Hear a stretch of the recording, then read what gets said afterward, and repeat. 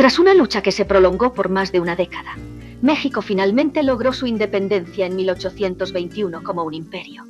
Sin embargo, lejos de unificarse como una nación sólida, las profundas divisiones y los desacuerdos internos llevaron al país a enfrentar innumerables conflictos. Desde la transformación del primer imperio mexicano a una república, hasta una invasión extranjera que le arrebató más de la mitad de su territorio nacional. Las primeras décadas de México como país independiente estuvieron marcadas por la inestabilidad.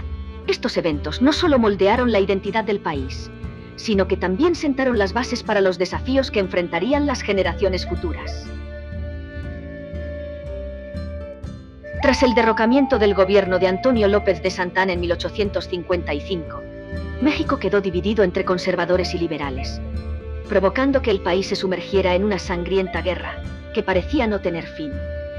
Después de la victoria de los liberales en la llamada Guerra de Reforma, los conservadores, inconformes del camino que el país estaba tomando en manos de los liberales, creyeron que una monarquía sería lo más conveniente para terminar de una vez por todas con tantos desacuerdos y conflictos que azotaban a México. Sin embargo, la gota que derramó el vaso fue en julio de 1861, cuando el presidente Benito Juárez, con la intención de restablecer la economía del país a causa de los recientes conflictos, decidió suspender temporalmente el pago de la deuda externa.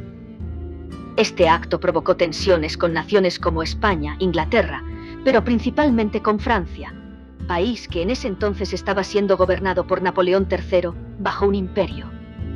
No obstante, las verdaderas intenciones del emperador Napoleón III, más que una deuda, lo que en realidad le interesaba era expandir su imperio a suelos mexicanos. En diciembre de 1861, como consecuencia a la suspensión del pago de la deuda externa, el puerto de Veracruz fue invadido por soldados españoles, ingleses y franceses. Poco tiempo después, tanto España como Inglaterra decidieron retirarse y abandonar la expedición al enterarse de las verdaderas intenciones de Napoleón III.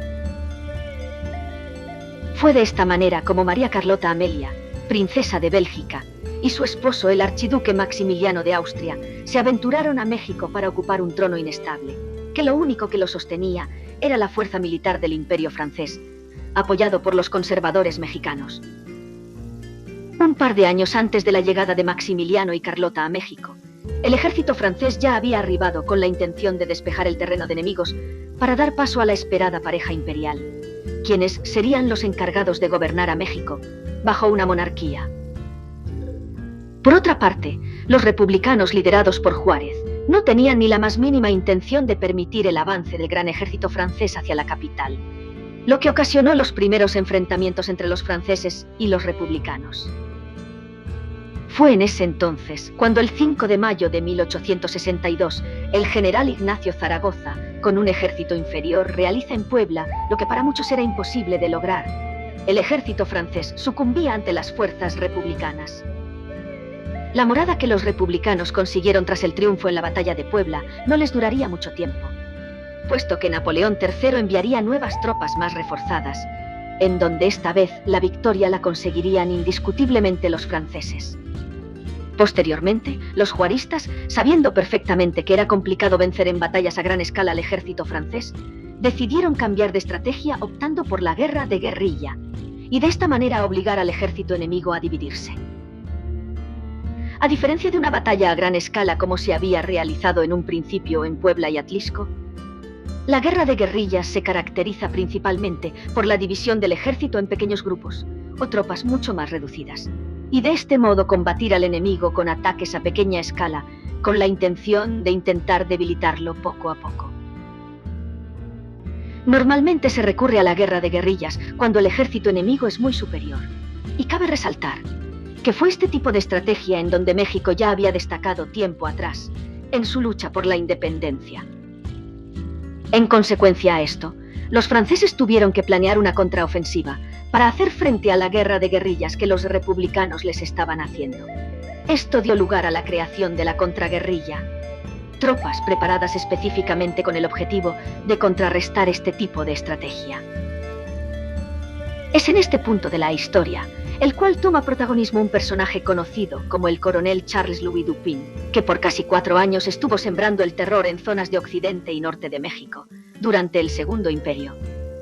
Nació en diciembre de 1814 en Montpellier, Francia, y durante su estancia en México, se ganó el apodo del Diablo Rojo, o Carnicero Rojo, por sus despiadados métodos en la guerra y por el distinguido tono colorado del dolmán que formaba parte de su uniforme militar.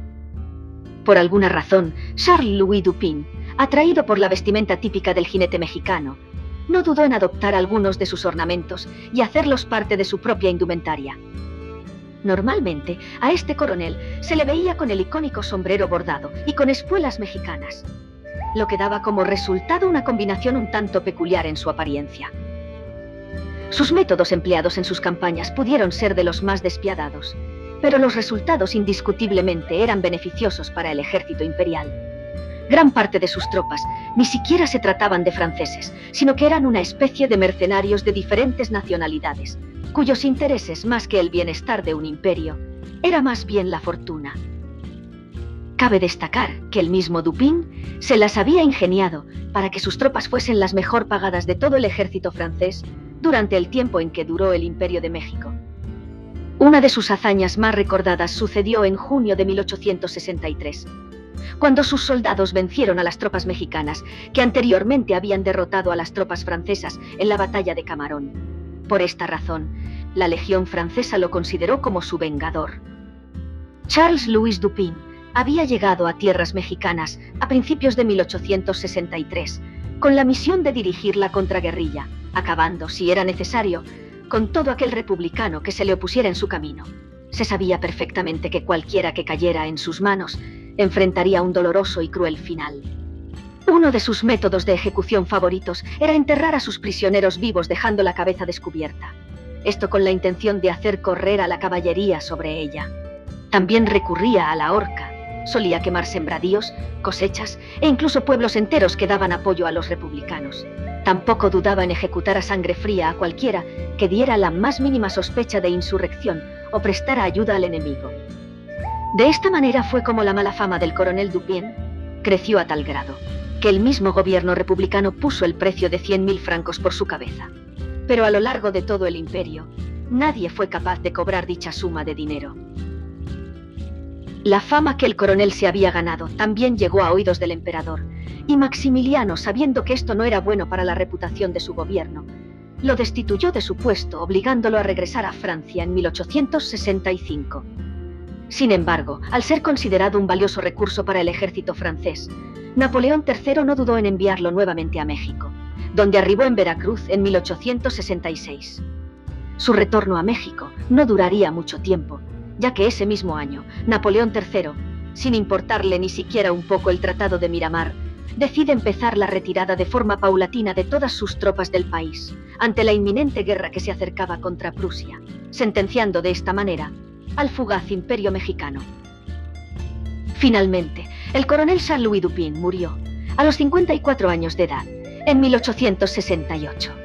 Además de haber llevado una vida aventurera, sirviendo en guerras en diferentes países y continentes, también fue reconocido por ser un destacado topógrafo, que colaboró en la creación de mapas importantes durante su época.